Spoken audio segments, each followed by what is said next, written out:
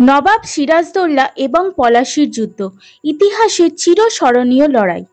আজকের ভিডিওতে আমরা আলোচনা করব নবাব সিরাজদৌল্লার জীবন এবং 1757 সালের পলাশীর যুদ্ধের কাহিনী।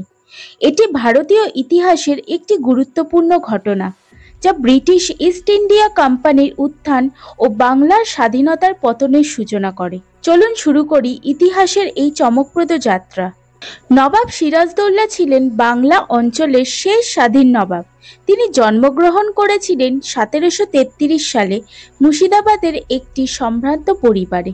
সিরাজদৌল্লা ছিলেন সাহসী, তীক্ষ্ণ, বুদ্ধিসম্পন্ন এবং নিজের রাজ্যের প্রতি গভীরভাবে আত্মনিবেদিত। 1756 সালে মাত্র 23 বছর বয়সে তিনি নবাবের পদে অধিষ্ঠিত হন। তার শাসনকালে তিনি ব্রিটিশ, ফরাসি এবং অন্যান্য ইউরোপীয় ব্যবসায়ীদের উপর কঠোর নজরদারি চালান।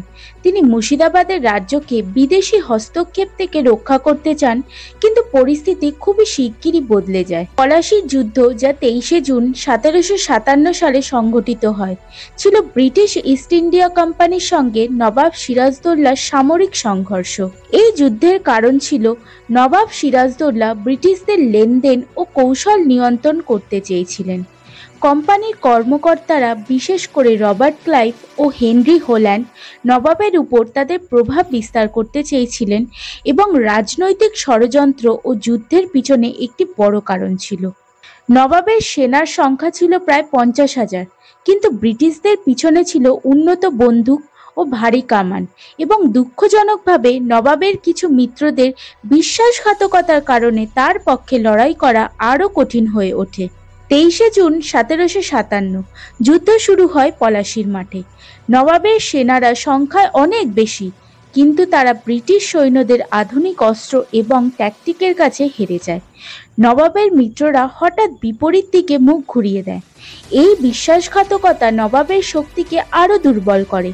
কেবল কয়েক ঘন্টার মধ্যে ব্রিটিশরা জয়লাভ করে। এই লড়াই শুধুমাত্র একটি যুদ্ধ ছিল না, এটি ভারতের ইতিহাসে একটি বড় পরিবর্তনের সূচনা। কারণ নবাব সিরাজদৌল্লার পতনের পর British east India company Bangla অঞ্চলে শক্তিশালী প্রভাব বিস্তার করে। পলাশীর যুদ্ধে নবাব সিরাজদৌল্লা পরাজিত হন এবং পরবর্তীতে 1757 সালে হত্যাকাণ্ডের শিকার হন।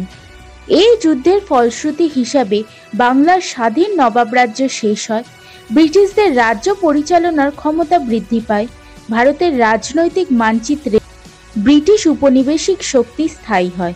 পলাশীর যুদ্ধ আমাদের শেখায় রাজনৈতিক বিশ্বাসঘাতকতা ও আধুনিক অস্ত্রের গুরুত্ব কতটা গুরুত্বপূর্ণ।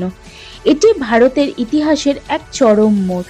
বন্ধুরা, নবাব সিরাজদৌল্লা ছিলেন সাহসী ও আদর্শবান নেতা, যিনি স্বাধীন বাংলার স্বপ্ন দেখেছিলেন, কিন্তু রাজনৈতিক ষড়যন্ত্র ও আধুনিক অস্ত্রের কাছে তার স্বপ্ন ভেঙে যায়। আজও আমরা এই ইতিহাস থেকে শিখতে পারি যে সাহস, নীতি এবং একতার গুরুত্ব এখনো হ্রাস পায় না। যদি তোমরা ইতিহাসের এমন আরও রোমাঞ্চকর গল্প জানতে চাও, তাহলে ভিডিওটি লাইক ও সাবস্ক্রাইব করতে ভুলবে না।